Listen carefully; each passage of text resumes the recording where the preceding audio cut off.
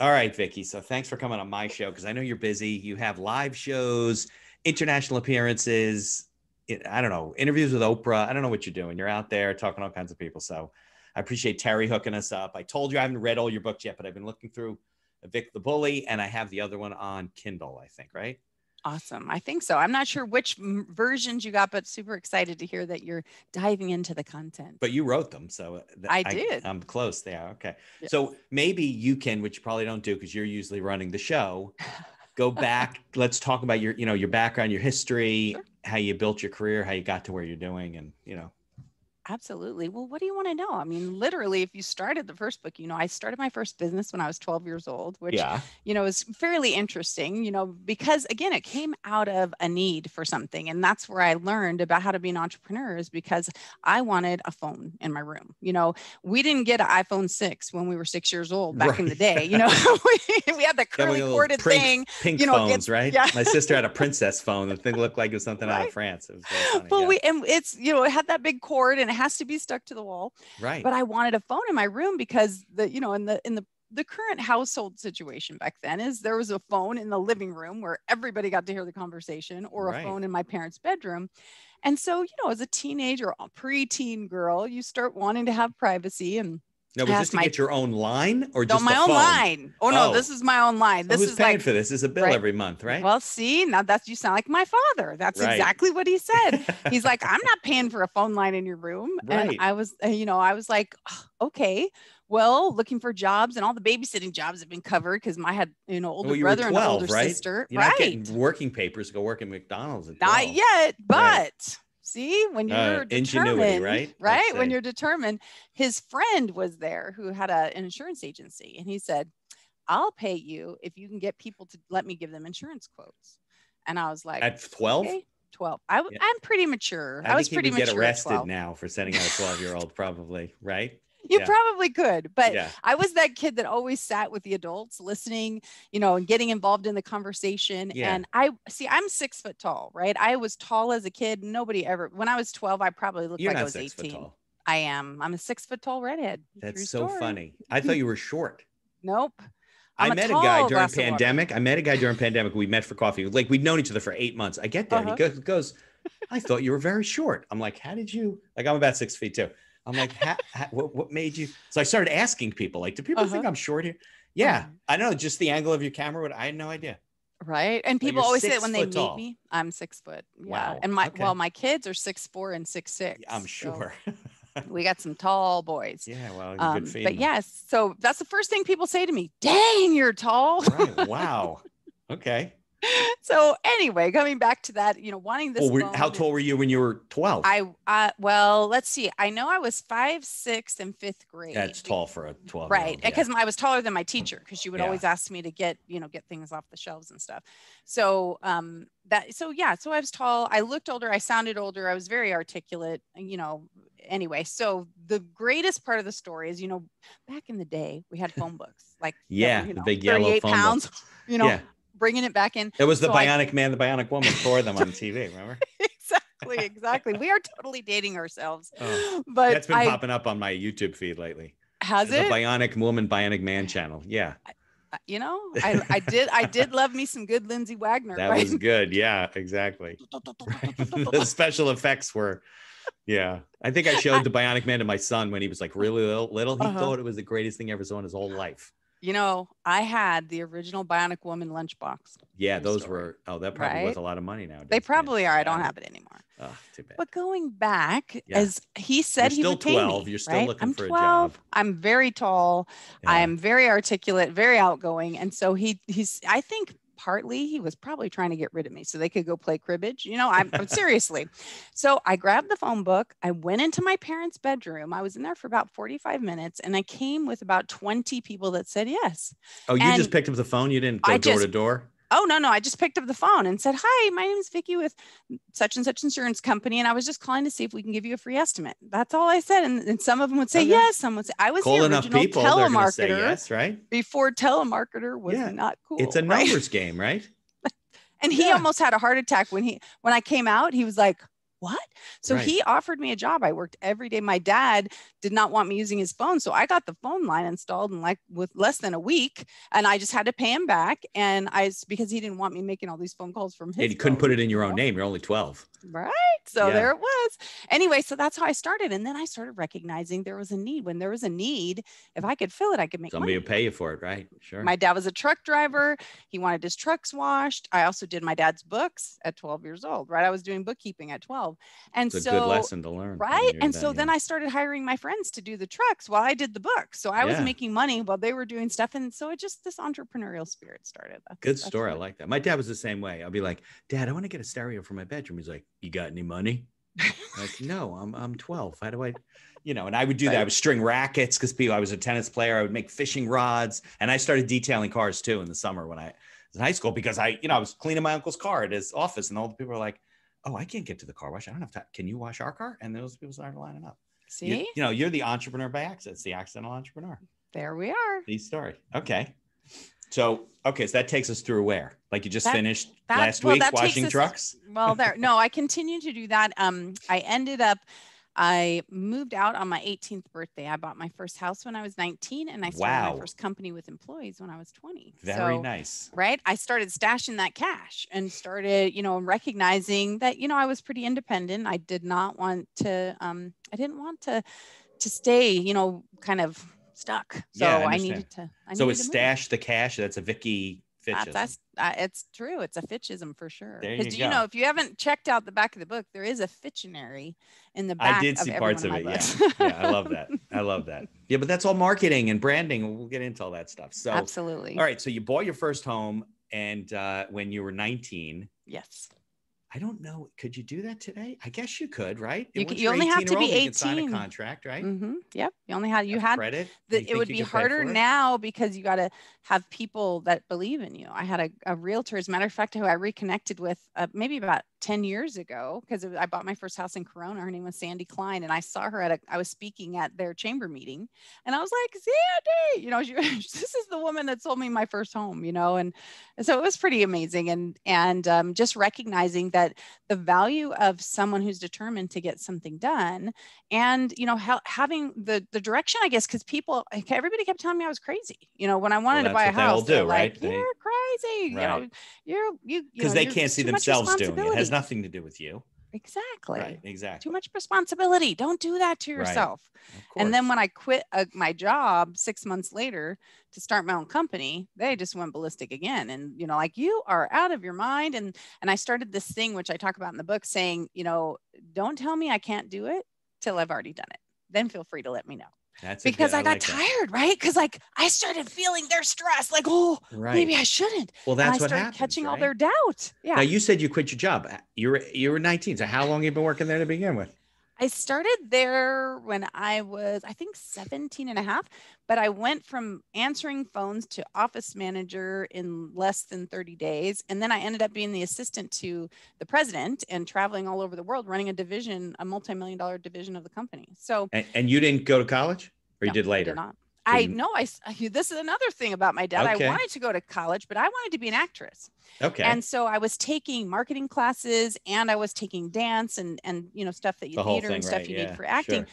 But because I owned my own house and because I had to work full time, it was a little bit stressful financially. So I asked my dad if he would help me, and he said no. And he goes, "I'm not paying for your dance lessons," because he couldn't see the value in what I wanted to do. Right. And he paid for my sister to go to college, but he didn't. Again, he's from that era that's playing versus working. Right. That's not a real career. Yeah. So he said no. So I ended up dropping out of college. It's funny. I hired one of my professors, my marketing professors at my job to come in and work a marketing position where I was the assistant to the president. That's so funny. Right. It is. I know. Now, he had applied. It was a girl. Did you seek her out or no? No. I just said to her when my boss, the president of our company, said that they were looking for somebody. I said, I have somebody I think. Oh, so you did seek her out. Yeah. Well, I had met her already and I liked her. And like I said, I already knew a lot about marketing. It wasn't like she showed up for an interview and you're like, oh, no. Professor Susie. I connected her. Yeah, I connected her. Her name's Madeline. I connected her. Very nice. Very nice. Yeah, okay. All right. Good story. So that takes you to about 2 weeks later. So now you're Yeah, like right. 19, I'm 19. rich, you own yachts and all kinds of buildings. And Yeah, Oprah and I were now you're hanging president out of the and, company. but she couldn't keep up with me. Yeah. So Look, there's a good lesson here, right? This is a lesson of you didn't know any, like you didn't know any better. You don't want anybody to tell you no, right. and you just did it, and you can And do it. but the thing I do recommend people do, listen to the information that other people have. There's a difference between people providing you information you might not have, Right.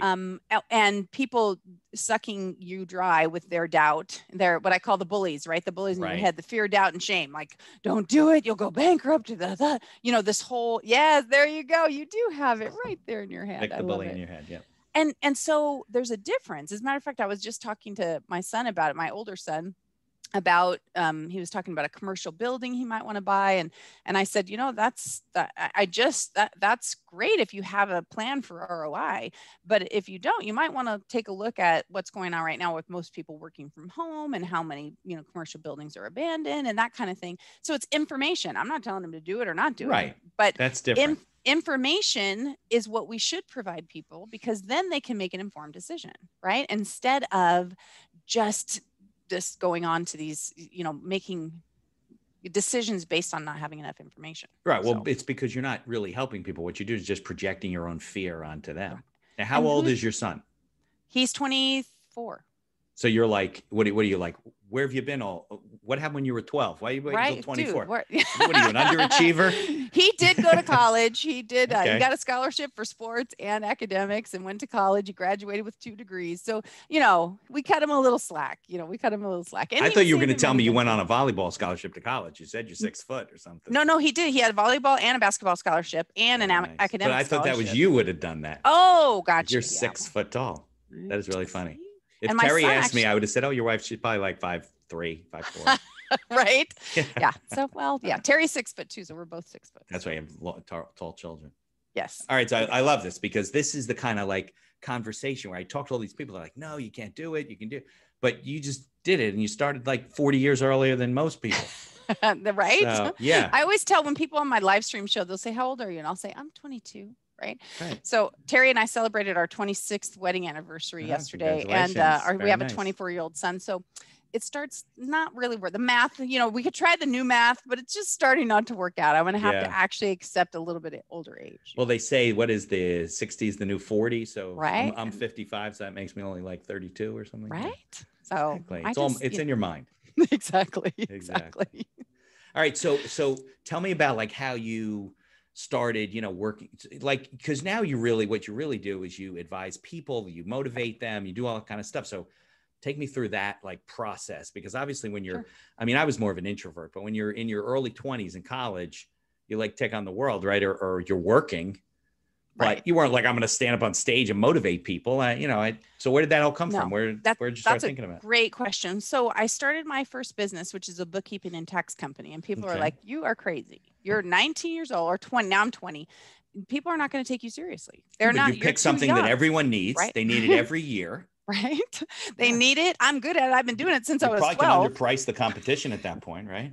Yeah, I think that's a good move. I actually charge more because you should. I'm not saying you shouldn't underprice. Yeah, absolutely. Because people that's the will thing. Pay. Right. I'm a studier. Like I actually became a problem resolution specialist with the IRS because people are afraid with the IRS. So I started doing bookkeeping and taxes, bookkeeping and payroll, and I added on taxes. And then I started recognizing people were coming to me with these, notice, and they're paranoid. I was like, well, why are you afraid? And I honestly, that's how I felt. Why are we afraid? They're people, there's rules. You didn't break the rules. So why are you worried? But again, it's like that, ignorance on fire. I didn't know. Well, people are getting those calls now, this is the IRS. And I get calls from clients. I think they're coming to arrest me on Saturday morning. I'm like, listen, the IRS doesn't do that. They're on their way. I know they are. I know. I'm like, do you owe any taxes? No. Well, then they're not. Yeah. People. Even if you do, they're still not coming over. They're still right. They mail things. They don't call you and say, "Hi, it's John. Give me your account number." And yet people are falling for that. I know. What is up with that? But People fall for a lot of stuff. they're scared. I know. So anyway, that's what I started doing that. And then so you're an enrolled agent, or you were an enrolled I was not agent? enrolled. I was going to take it. I was actually going to go get my CPA, but then I realized, and I don't mean this in any disrespectful way to CPAs, but the CPAs I was working with, I knew more than they did. And why do I want to spend another, X amount of years busting my butt to get a credential that really only mattered to people that were looking for the credential? Because I could do everything I needed to do. I mean, all I had to do was get a power of attorney to Right. represent people. I didn't form, have right. to have that CPA. It's just other people if they wanted it. Yeah, And you so need a CPA if you're working in public accounting, and right. I didn't need it. Absolutely. So I did that. And then when I met my husband, Terry, Terry, when Terry and I met and we were starting to date and stuff, I couldn't go on trips and stuff with him because of tax season. And anyway, he got me to sell that business, which was my baby. And that's where I learned that businesses were made to be built and sold. We've built and sold 4 100%. companies, right? But it was still my baby. Entrepreneurs don't know that. They don't realize that. I started when I was 19. What did I know? I know this is my baby and that I've been building it. And I ended up being the, like one of the top franchises in the country. And at my system?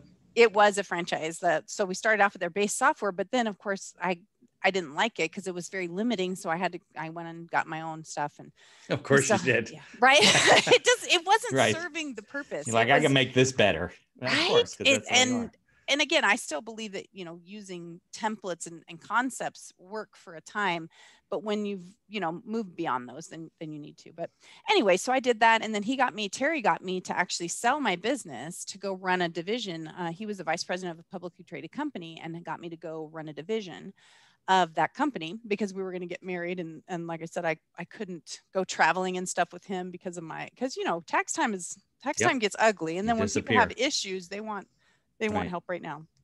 So I did that. I sold it. And then, like I said, I did exceptionally well at that job, taking it from a $300,000 division to 1.2 million in less than 9 months. And again, it's really just from understanding people and marketing correctly, not even like from a marketing degree. So it was really recognizing a the value position? Of relation. Well, it was building up a division, getting people to do referrals with us, and developing like a sales relationships. Team type of a thing.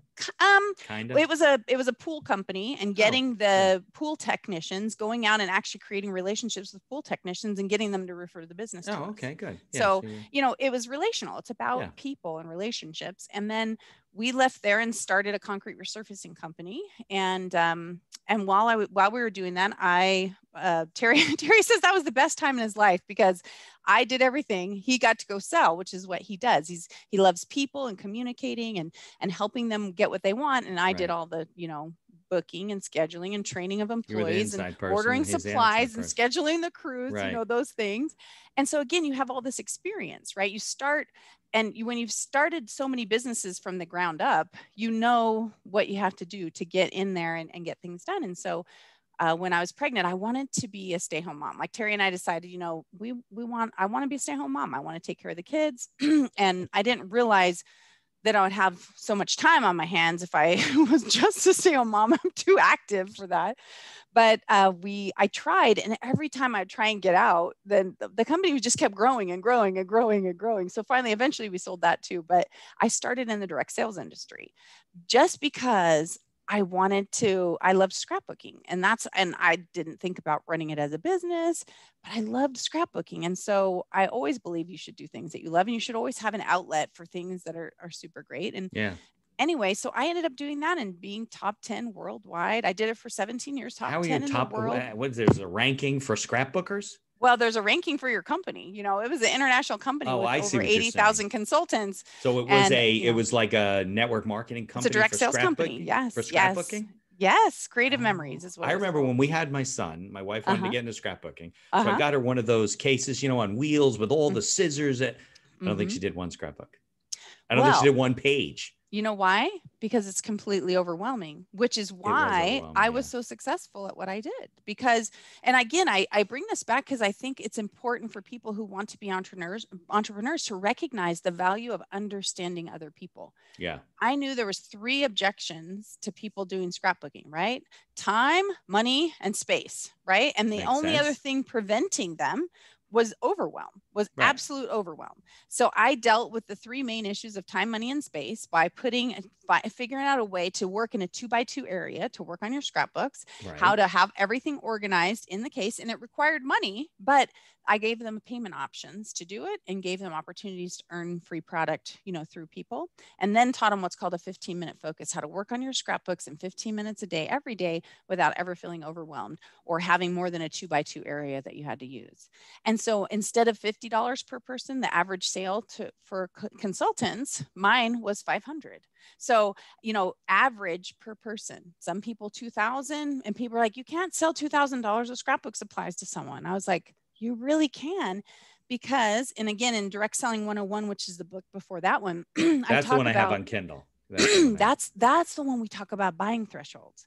A buying threshold is an imaginary number that you won't spend without either feeling guilty or consulting another person, right? It's like just this number, like, oh, whatever it is. But if your buying threshold is $25 and Marianne's is $10,000, then you're missing out on that gap by not finding out what she wants. Right. And you're being held back by your own expectations. Exactly. Of what people will spend. It's your largest check, whatever. That's a big number for you, but for them, it might not be. Now, let me ask you this question, because I started out in sales out of law school.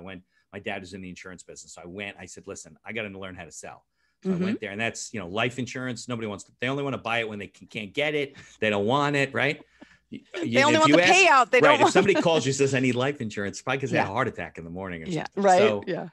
So I learned all the sales techniques. So I'm always curious. So did the company teach you those methods, or was that something that you created?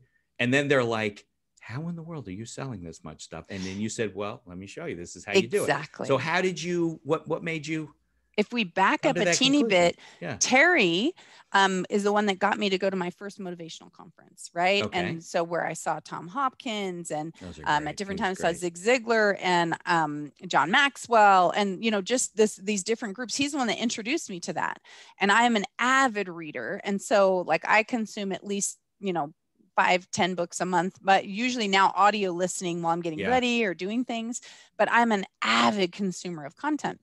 And so when I started recognizing those values, I actually created a course inside the company we worked at called Dreaming into Achieving, teaching people how to take their goals and break them down, and what Tom Hopkins calls reduce it to the ridiculous, right? And come up with daily goals in order to do it. So I started building those things. And so when, the whole concept of triplicative choice is giving people that kind of good, better, best, or recognizing their value. The difference between me and them is that they would always go for the middle, right? Good, better, best. You can shoot for the top, but you're probably going to hit the middle. I didn't. I shot for the top because I believed that was best for the people, not because I wanted more money. Right. Like I'm all about, I'm all about people. And I knew if I could handle their hurdles, right, then I could do it. And I heard a little from this person that made sense. And I talk about her in the book. Kimberly Brackett talked about how she created this sales process. And I enhanced that to fit what I believed. And then Don Oldham was the top recruiter in the company. And I started recognizing, asking questions and say, my famous quote was, just out of curiosity, have you ever thought about doing something like this? And then you bite your tongue. Right. Shut up. Yeah, but being legitimately curious teaches you a lot of things. Because most people have thought of it. Because the answer comes out of them is, I could never do that. Right. And I'll say, I didn't say, I think you could do it. I said, have you ever thought about it? Right. And so then it kind of, breaks down the barrier a little bit. So where you can actually say, well, so, and what I call the if I could would use, so, well, my husband would never, he'll never support me, or I could never make money, or that I said, so, or, if I could show you how to get your husband's support, or, or if I could show you how to fit it into your schedule without feeling stressed out, then would you be interested? Right. And then when we get down to that you're very good question, at breaking it down to the point where, is that really an objection?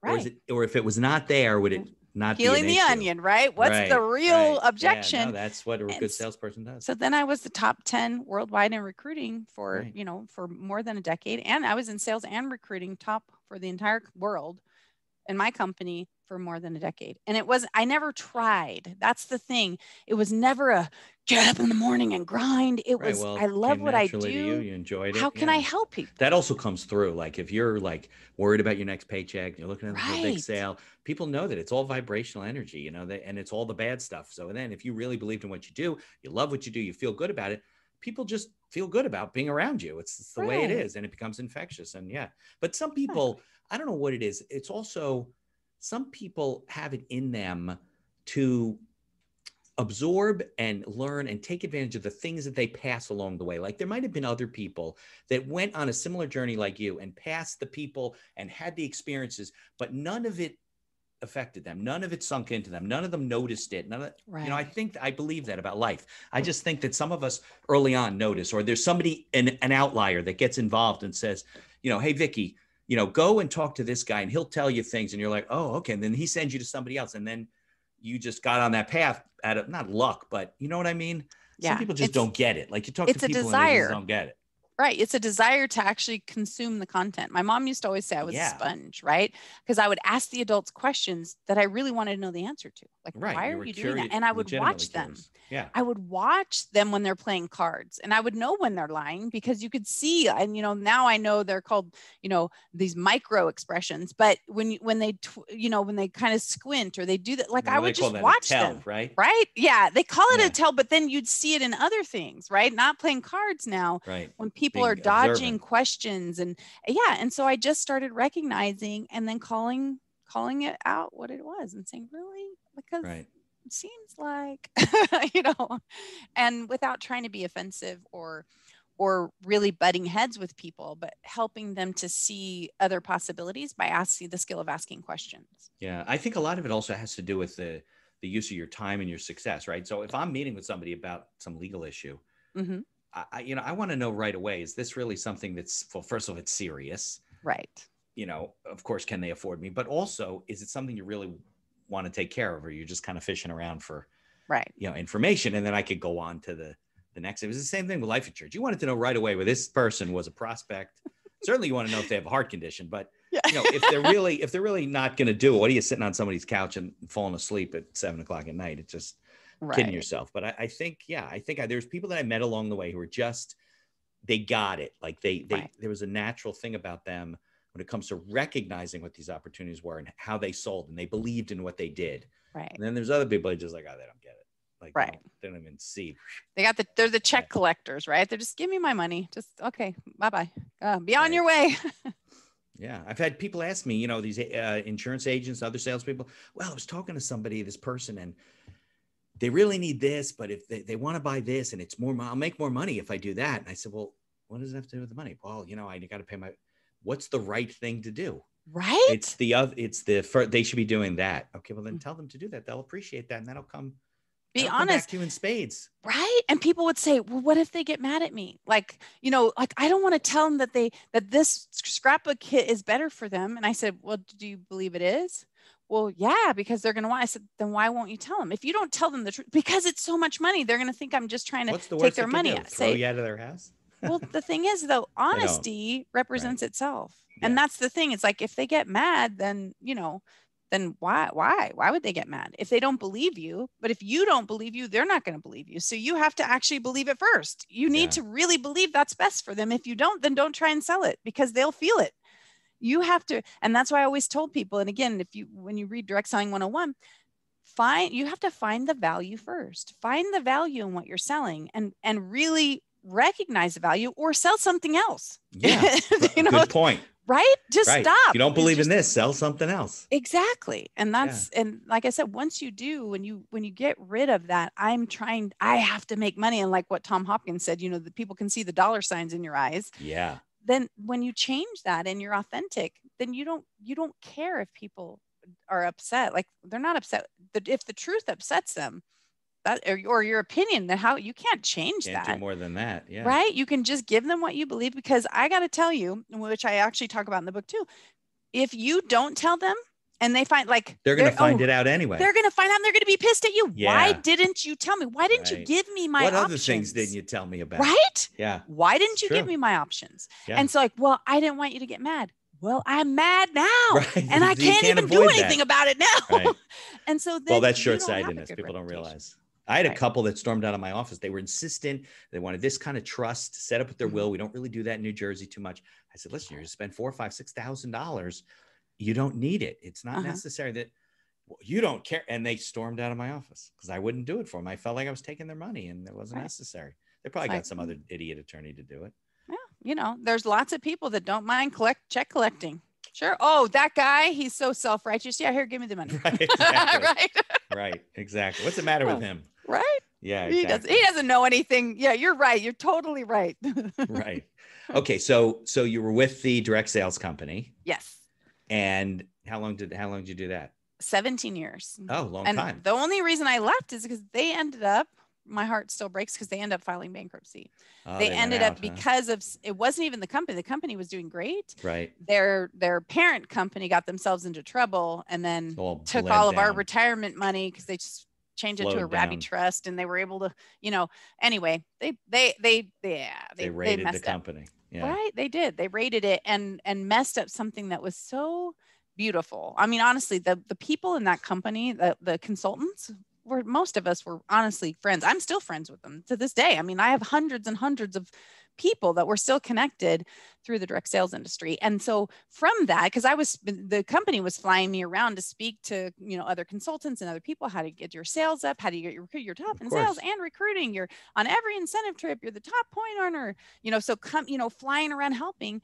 And other people said, oh my gosh, you've built and sold 4 companies, you're top in this, like, can you help me with my business? So I started consulting because I had started businesses from the ground up. And in a bookkeeping and tax company, I was helping other companies build and sell.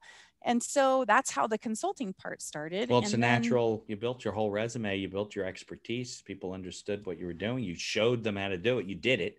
Yeah. It was like you were a teacher saying, this is how you sell. And they're like, what have you sold? Well, I don't sell. I teach. Right.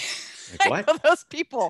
I don't practice law. I just tell people what they need to do. I mean, yeah, no, I know that, but that's the adage, right? If you can't sell, you teach, but that's not your case. No. So I just, again, continued to share what I knew to be the right way, or I guess the path of least resistance is not always the same. For me, I didn't get resistance because I believed in what I was doing. People, they naturally see that. Other people, if you're trying to do what I'm doing and you don't believe in it, you're going to get a lot of resistance. So teaching people to sell from your own heart, you know, get out of your head and into your heart.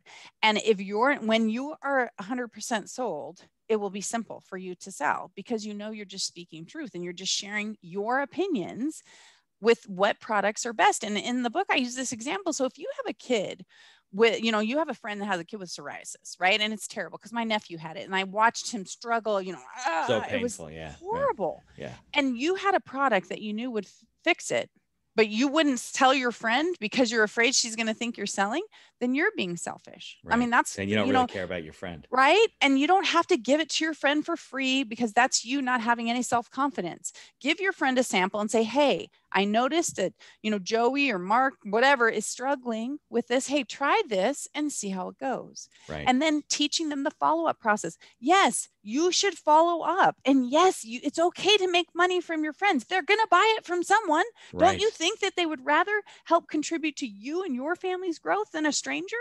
So stop trying to give all your services away and backpedal your way out of sales. I say some people that your friends would have to, run after you and tackle you in order to get a sale because you go, oh, did you like it? Because if you didn't, it's okay. And they're just, right. Right. They're afraid. Stop. Yeah. Be a little confident.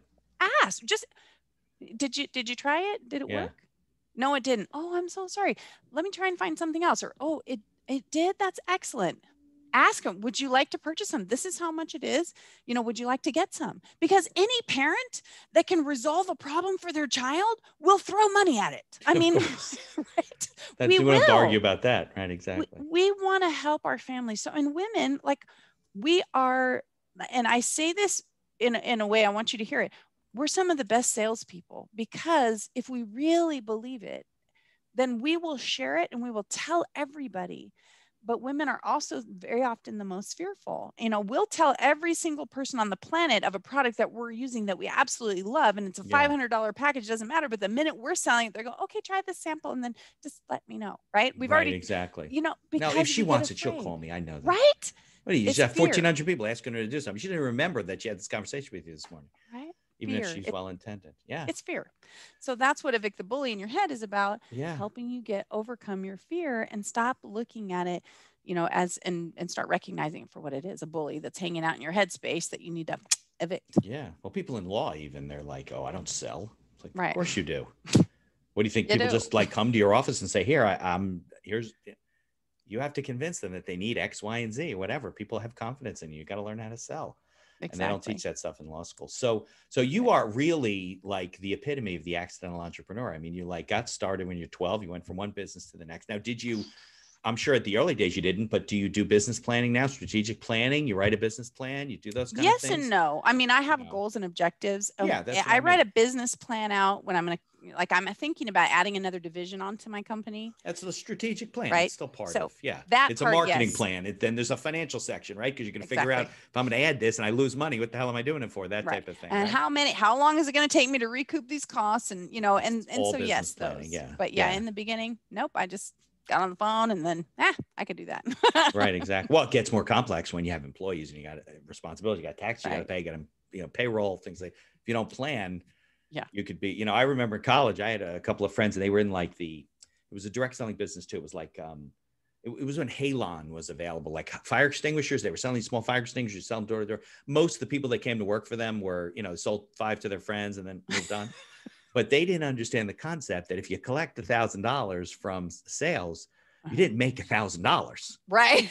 And they'd be like, well, the rent's due tomorrow. And we got no money in the bank. I'm like, well, yeah, because so I brought another friend in. I'm like, listen, he's the financial guy. Let him, no money leaves this, and then they were a little bit better, but still, I mean, they were just like, money coming at them all the time. And some people are like that. I had a friend, well, she was actually on my team with Creative Memories, and I taught her how, and she was doing well with scrapbooking and stuff. She decided to add on a shoe business, like selling kids' shoes. She was buying them on eBay and then selling them for more. Like a side gig type of thing. And she started making a ton of money. She was doing really well. She never paid taxes on any of it. Oops. And and then all of a sudden she's like, what? You have to pay taxes on this? What about my other job? I paid taxes on that one. It was like, wow, how did you miss that? This is a business, but because with direct sales, do you have to withhold your own money, or are they withholding it? No, you have to withhold your own, but it's a little bit different because you're paying, right? You're paying at your wholesale cost, and you're paying at your retail cost, and depending on which company you're with, like we bought at retail and sold at wholesale.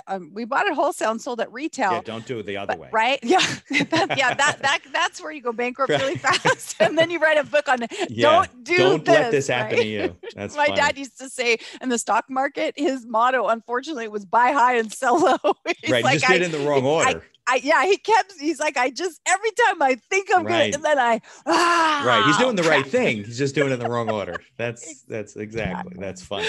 But what happened with her? Like, she's doing the shoes. She had to buy the shoes. So she makes $1,000. She pays $300 for the shoes. She got $700 left. She didn't pay taxes. She didn't pay any taxes on any of it. At the end of the year, she had made a tremendous amount of money. Like, I was shocked at how much money she made. And then she's like, I don't have the money to pay those taxes. She needed you to negotiate her tax problem.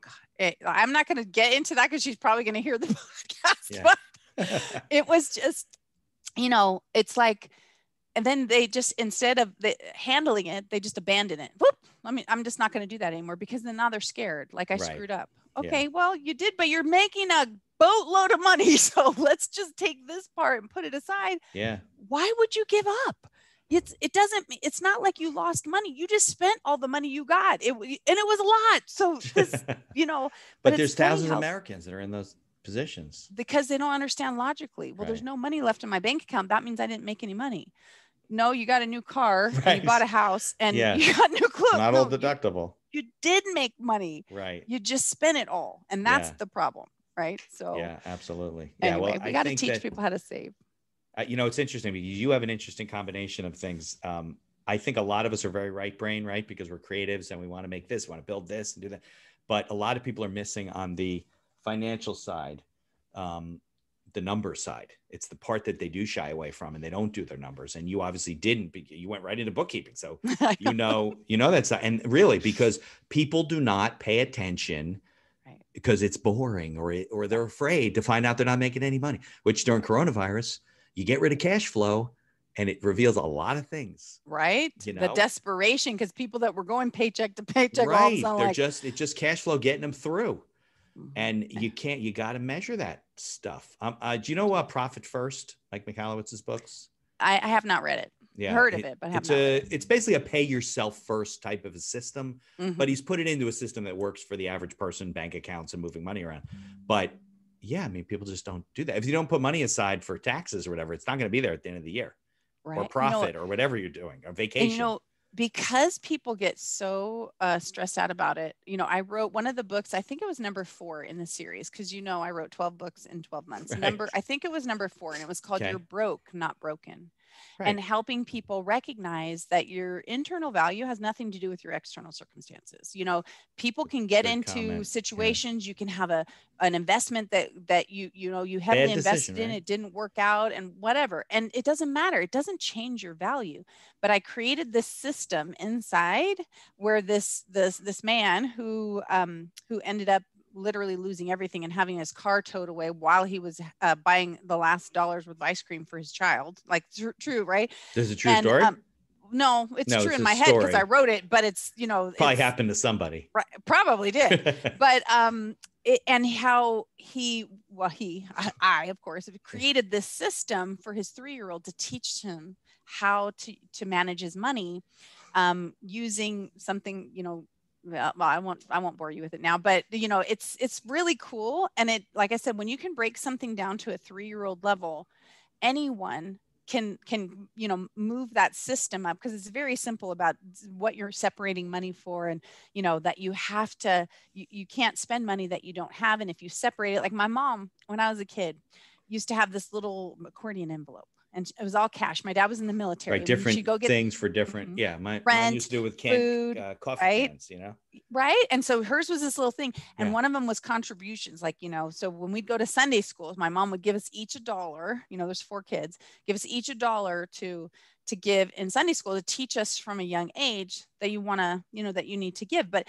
it was cash in this little envelope. Right. Yeah, I understand. And so I had these envelopes that we used for scrapbooking that I used as a giveaway for that book, teaching people. And here's the little here's the thing for, what we call SIDS. And, and like I said, we'll talk about that another time, but just to teach them how to separate money. And like I said, when you can break it down to a 3-year-old level, then anyone can do it. And then we can stop making people feel incompetent and ill-equipped to handle the simple things of getting your own apartment, or buying groceries, or whatever. And that's why we have financial literacy in this country. 30-year-olds that's still in their mama's basement. They still right? do. I know they used to do this, and it used to work. Remember Christmas clubs? They still do that at the banks. My mom would have this book, and she was basically paying herself. So she'd pay $25 to the Christmas club every month. Right. And then by the time the holidays were Jewish, but it doesn't matter. By the time the holidays came around, they had money in there to buy presents for the kids and whatever. I don't think they do them anymore. Such a good idea. I'm sure they don't, but I do remember. I never remembered until you just said that my mom did have that. I remember the Christmas club because it was home savings and loan. Everybody's mom had a Christmas club, right? Yeah, I love that, because it was just a concept, a way for the bank to they're in business, right? They want to get you to make deposits. Yep. It was a way for you to make deposits, and then you spend the money and start all over again. And then there's a lot of those systems out there. But you're right, people don't create a system for their life, and they're just too busy dealing with having kids and getting a house and getting a mortgage and they'll give you a credit card, and next thing you know, they got all this debt. They're ahead of where they are in life in terms of their income. Yep. They can't keep up with it all. And some people go really dark, but other people struggle. And then you find out your best friend tells you, oh God, I'm struggling. My husband's got to file for bankruptcy, all this stuff. And then you start realizing this happened to a lot of people. Like 90% of the population faces financial trouble. Maybe it's higher, right? Right. During their lifetime.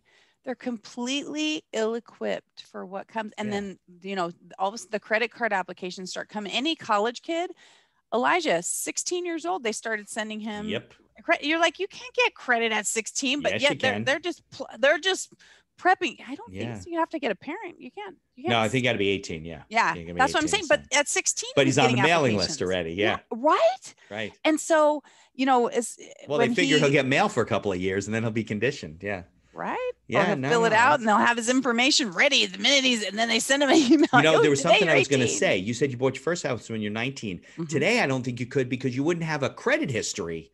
Probably not. That was long enough because it's a big part of our ridiculous society. But you know what? Now that we're saying that, I know I had a Shell credit card when I was 16. Maybe my dad was a co-signer because I know you can't legally sign it, but I know I had one. That's how I got my credit. When you're 16 or older, you can sign a contract.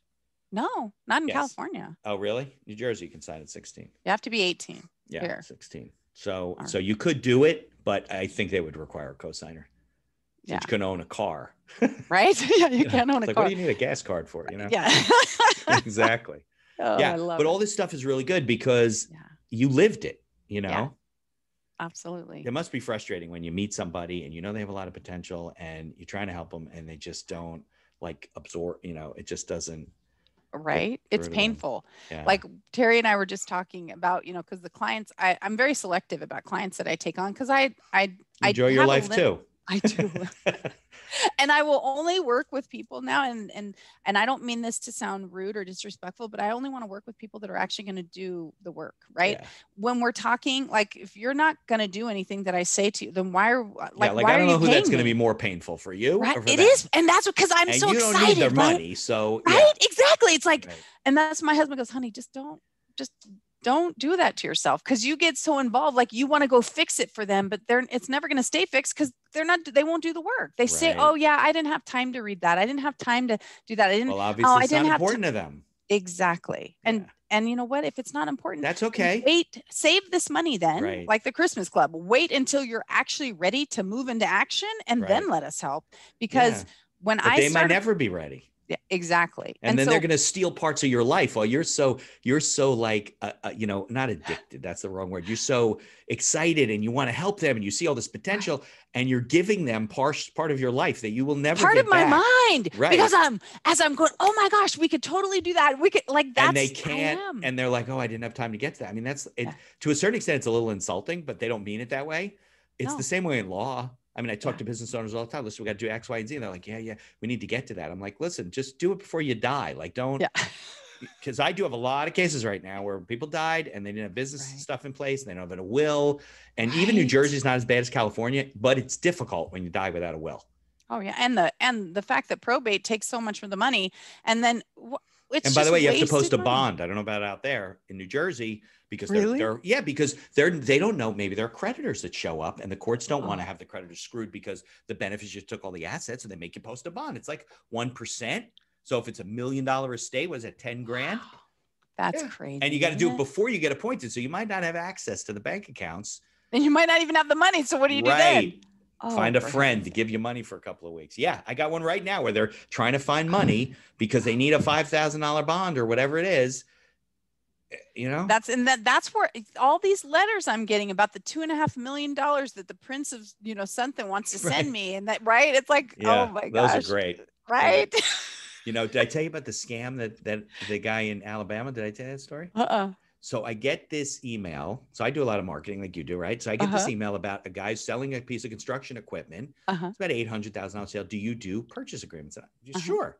So, and it was, dear Mr. Beinhacker, was it weird looking? So I wrote him back and I said, sure, I do that. And so he writes back, how much would it cost? Whatever. And I see he's in Mississippi. So I write back, I said, listen, I'd love to help you, but I'm a New Jersey attorney. I don't know who referred you to me, but you're in Mississippi. He said, no, that's not a problem. The company we're selling it to is in New Jersey. And he gives me the name. They're a big construction company. I looked them up and whatever. So I said, okay, here's my retainer agreement. I need this retainer, whatever. So he sends me back a letter, signed retainer. And he said, listen, the buyer is sending a check for a deposit. You hold it in your trust account and you can take your fees out of that. I'm like, okay. So I didn't get anything in the mail, right? So finally I get a package that comes and it says it's being held in customs.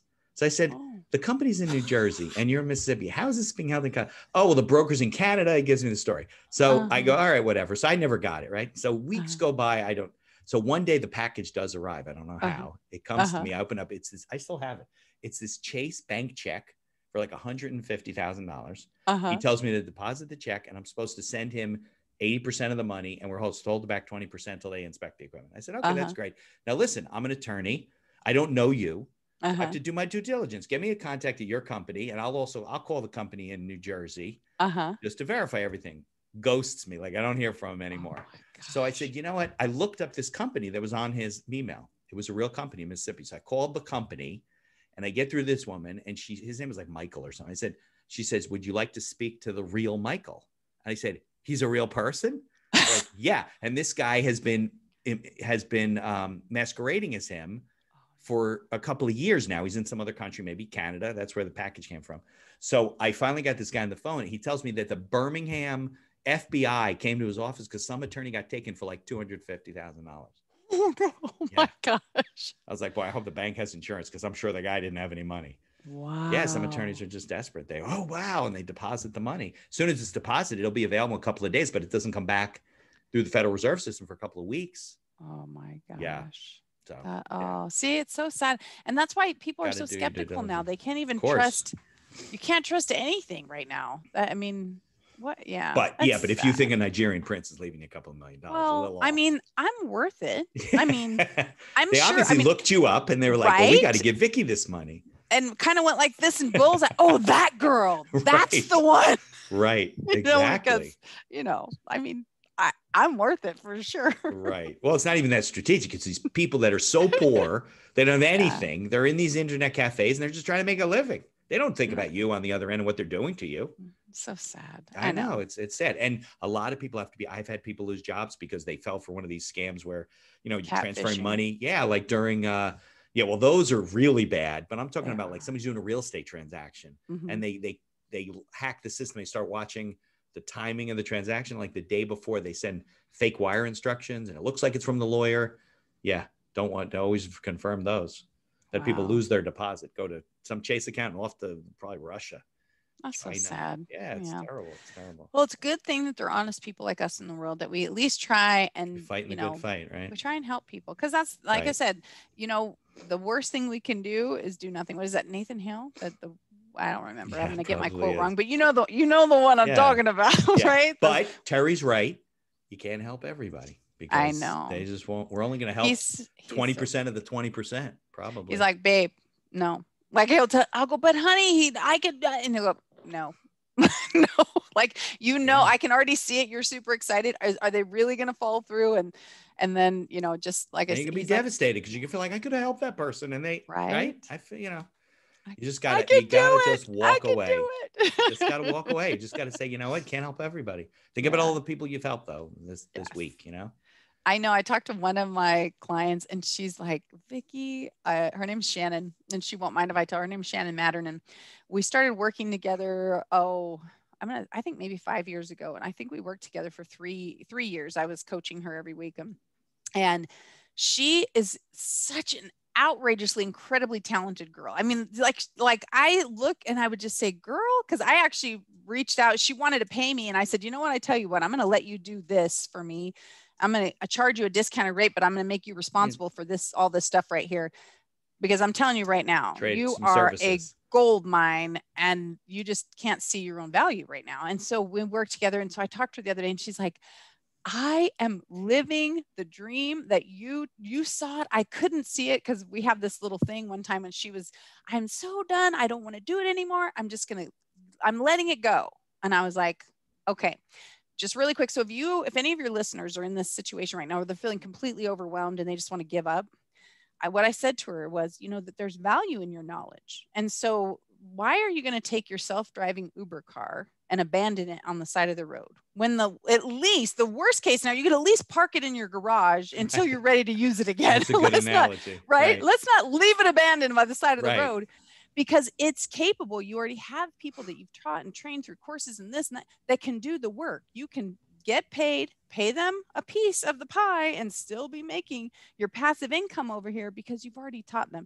And so we went through this thing and she actually, and I can divulge this because she actually does what's called a money report where she tells people every week. And we had to get her to making $10,000 a month before she could quit her full-time job. So she goes, Vicki, I made $40,000 last month. My husband and I just built a custom home, right? That's what I'm saying. That those are the people, because every weekend she goes, I know some days I was whiny or I was this. I said, no, you had bad days. We all have those. It's not the same as not doing the work. Right. having a bad day and having to walk somebody through it. We all go through that.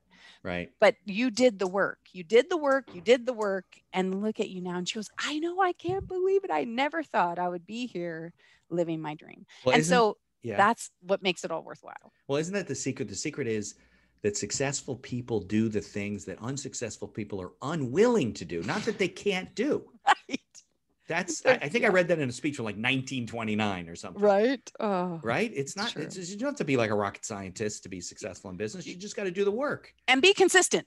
That's what I always say. consistent. Be consistent. One of the consistent. chapters is called the Queen of Consistency, right? Just be consistent. If you know what you need to do and you do it every day, because I was in a wheelchair for 3.5 years. And so You were? yeah, I was. I took That's a another fall. podcast episode. Right. I know. I was getting an award. The molding came off, came down the stairs. Long story. But anyway. When you were getting the award, you were walking down off the stage? Yes. And the handle came off the wall? No, the molding on the stairs. Yeah. So like the stringer. You can cut this into another episode if you want, but this is really good. So yeah. I was number 2. My friend from Canada was number 1, right? And I say that because that means 8 other people had already walked down this set of stairs. It was built to look like a cruise ship because we were going on it was built for this. It was built for this. Yeah. And they had this big fat molding and these teeny little stair things. So when the molding came off, it was half of the step. The steps was tiny. So when it came off underneath my foot, I came down and went down an entire flight of stairs in front of 7,000 people. Okay. 7,000 people. And then of course they went, oh! Right. And it's like, you know, the pin drop thing, probably. Yeah. The pin drop, I had never experienced it until that moment. Right. And the vice president of sales comes over, his face is white. Right. Like I'm just sitting there kind of shocked, like, what happened, you know? And he picks up the molding and he goes, and he kind of throws it across, you know, and helps me up. And then I went, you know, just waved at everybody. Here, yeah. Oh, I wasn't. I think it was still the adrenaline. And then it wasn't like the bone was protruding out of your leg. No, something. It wasn't like that. Okay. I hear my friend from the top of the stairs. Oh my God, her pants are ripped. Like my butt is hanging out. I'm bleeding. Oh. So she runs down the stairs, skips over the one that's broken, wraps her shirt around my waist so I could at least not have my butt hanging out for all these people. And so I had to stand up there with one hand holding, because the sleeves were 3/4 sleeves. Stay one hand holding that and one hand holding my arm.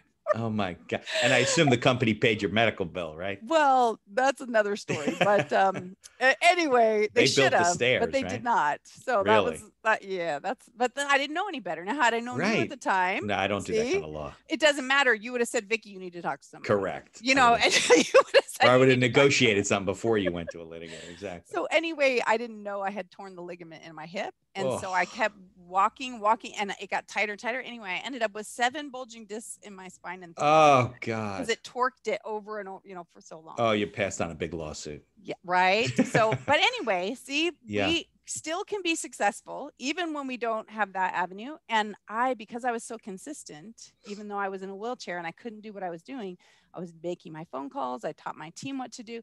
I still stayed in the top of the company. Right. But, you know, and like I said, with not the ability to do some of the things I've done. Systems work. It helps you be consistent. You do it the same way. It doesn't have to reinvent it every time. You're going to screw it up. See, you and I, we get it. We see eye to eye. So let me ask you. So Evict the Bully in Your Head is, I think, available. I got it on Amazon. You can get it on my website if they want to sign copy. And the selling book is called Direct Selling 101. 101, right? Mm-hmm. That's on Kindle, I know. And you can get it in hard copy. Yes, you should be able to get them all there. Like we had trouble with the actual printing, and I had to I started my own publishing company because our publisher couldn't keep up with me. I know, right? Because I didn't have anything else to do. While I like that car, but let's build our own car. Well, they couldn't keep up, right? I know, because that's hard. Now I understand why. But yeah, so we started our own publishing company, and then when COVID hit, the printing of anyway, things went a little awry. So the physical copies are available for the first 2, and then the other ones are digital copies. But we're working now, because then we moved, and then so now we're ready to get the rest of the physical printed copies. But those 2 you can get on Amazon. Actually, I was talking to somebody. I don't know, you probably know this already, but there's a way to take a printed copy, like a PDF, and email it to a Kindle address, and it ends up on your Kindle. Oh, yeah. Wow. Yeah. And So I do have Kindle for both of these. And you said that one of them wasn't up this there. one, So it wasn't. The Victor the Bully in Your Head wasn't available on Kindle. well, I'm glad you have the physical, so you can touch you can touch and see the drawings, and you can see the fictionary in the back, because well, you also autographed it for me. See, there you go. I got that. Hashtag you are enough. Right? That's what I'm talking about. So tell me, well, I mean, we'll put links in the show notes to VickiFitch.com and all the stuff you're doing, but what's the best way for people to follow you, to interact with you, to learn from you? Following on my social channels, which is on most of them is Vicki Fitch, VICKIFITCH. A couple of them, it's Vicki Fitch or Vicki_Fitch. I call it the curse of the underscore. But if they search on Facebook, on Instagram, LinkedIn, go to my website, go to VickiFitch.com, and you can see all of our social handles there, and you can order the books at VickiFitch.com/5K. You can, like I said, you can get in touch with us. We have some free courses and free stuff that's up there as well. And, they can watch my daily live stream shows. So, come and visit. All right. Well, this was a pleasure. Terry told me that we would hit it off, and I get all charged by this stuff. I remember when you were talking about absorbing content. Remember when everything was on tape and you would cassette tape and you would get those books, they would open plastic, right? And you'd pull them out while you're driving, you pull the next tape. I remember, I don't even know what I did with all of them, because now it's all downloaded stuff. Well, you know what? With everything that's going on right now, with things getting canceled and stuff, I still have my physical copies. I've got my physical tapes. I got my physical movies. How do you play them? I don't have a tape player anymore. I do. Terry always made fun of me, but I do. I kept them. You're ready for the next pandemic. The only thing I don't have is an 8-track tape player. But everything else I'm covered. I bet you could find one of those on eBay. Right? I got my first do you remember? Did you have an 8-track player?